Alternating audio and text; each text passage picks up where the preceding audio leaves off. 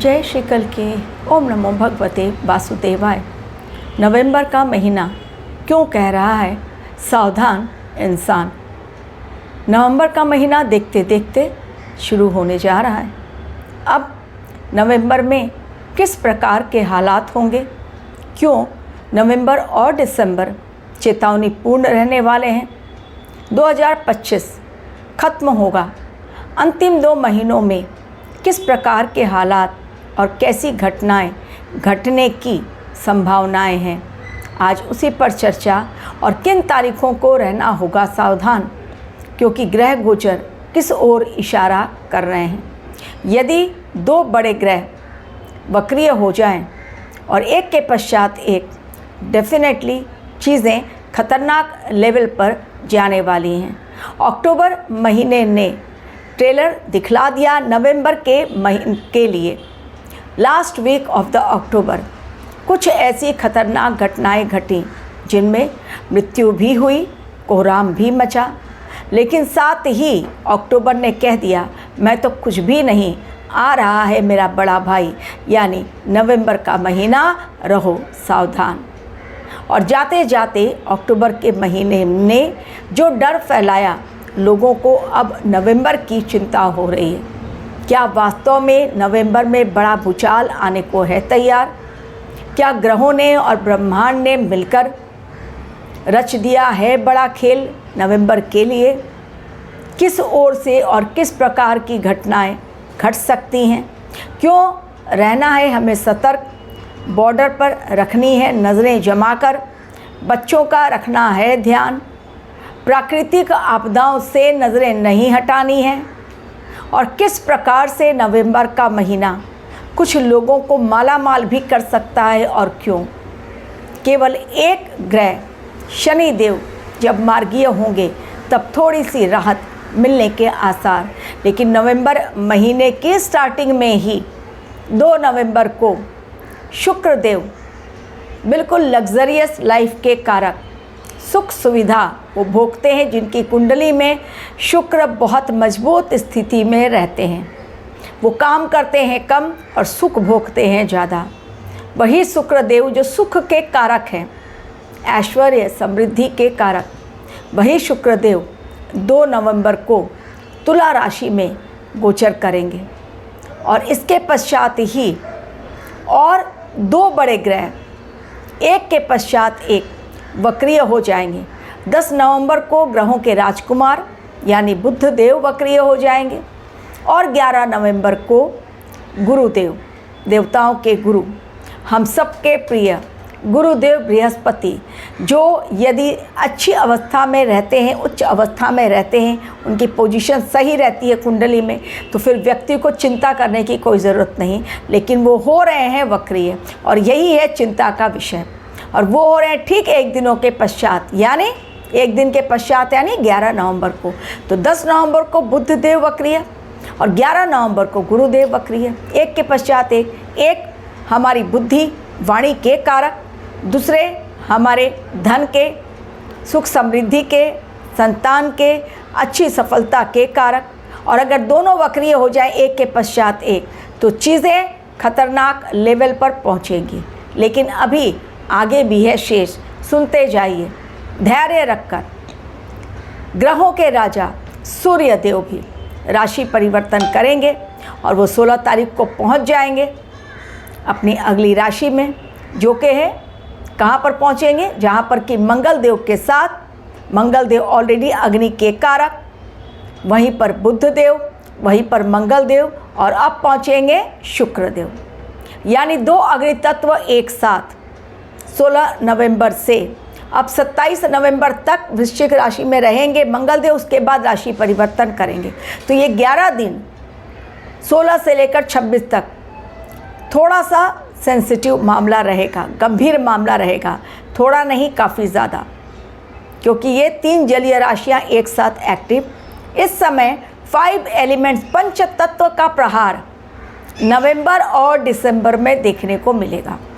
नवंबर महीने की बात कर लेती हूँ, दिसंबर जब आएगा तब की बात तब।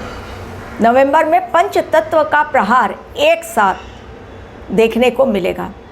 और इसके अलावा जो थोड़ी सी राहत, जैसा मैंने कहा, वो राहत देंगे शनिदेव जब वो मार्गीय होंगे 28 नवंबर को।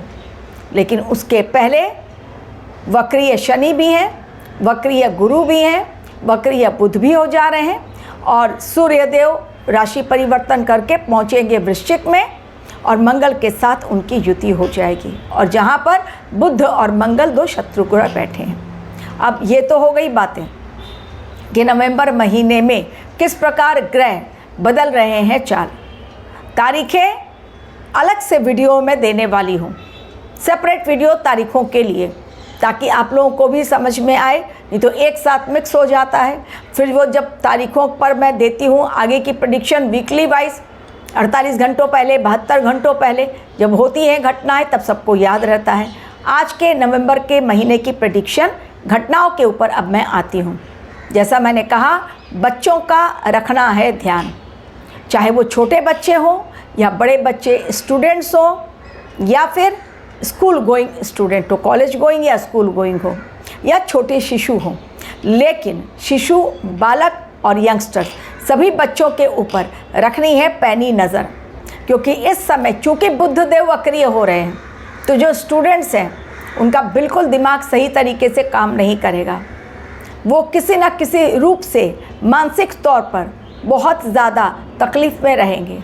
इसलिए परिवार वालों की जिम्मेदारी है अपने बच्चों के साथ कम्युनिकेट ज़रूर कीजिए, हर समय हर दिन पैनी निगाह रखिए, किन से मिलना है, कहाँ जा रहे हैं, कब आ रहे हैं, स्कूल में कोई प्रॉब्लम तो नहीं है, उनके चेहरे को देखते रहिए, हमेशा वो खुश हैं या नहीं, कौन सी बातें आपसे पूछ रहे हैं उसका क्या मतलब निकल सकता है। काफ़ी गहरी बातें मैं आप लोगों को बतला रही हूँ, पता नहीं आप लोगों की कितनी समझ में बातें आ रही हैं, क्योंकि सुसाइडल केस इस समय बढ़ते चले जाएंगे, बढ़ेंगे। लोग सुसाइड करके अपने जीवन से मुक्ति पाना चाहेंगे, क्योंकि पीड़ा सहन नहीं होगी लोगों से। इसके अलावा जैसा मैंने कहा, बॉर्डर पर नज़रें जमाए रखनी है। बॉर्डर पर जो वॉर एक्सरसाइज हमारी शुरू हो गई है वो साधारण नहीं है, और इंडियन ओशन में भी हमारी वॉरशिप और भी अधिक उसकी संख्या बढ़ेगी। तो ये तैयारी आने वाले समय के लिए आभास ऑलरेडी दे रही है कि भारतवर्ष तैयार हो रहा है बड़े युद्ध के लिए। इसके अलावा आपदाओं की बात करती हूँ।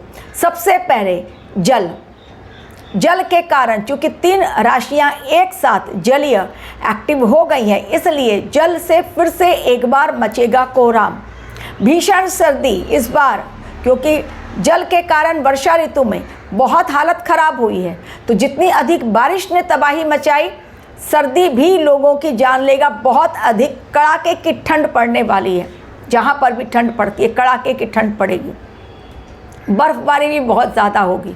लेकिन जल से जुड़ी हुई आपदा क्या अब थम गई? क्योंकि अक्टूबर महीना एंड, तो क्या नवंबर में नहीं होगा जल का तांडव? भूल जाइए, बिल्कुल होगा जल का तांडव। लैंडस्लाइड भी होगी, और इसके साथ ही जल का उपद्रव भी देखने को मिलेगा, जैसे नाव का डूबना, समुद्री जहाज का डूबना। लोग बोटिंग करने के लिए गए हैं, नाव पलटी और ख़त्म हो गए, अचानक से बाढ़ आ गई और लोग बहते हुए चले गए। कोई जा रहा है डुबकी लगाने के लिए, वहीं पर डूब गया। यानी जल से जुड़े हुए प्रॉब्लम होगा ज़रूर।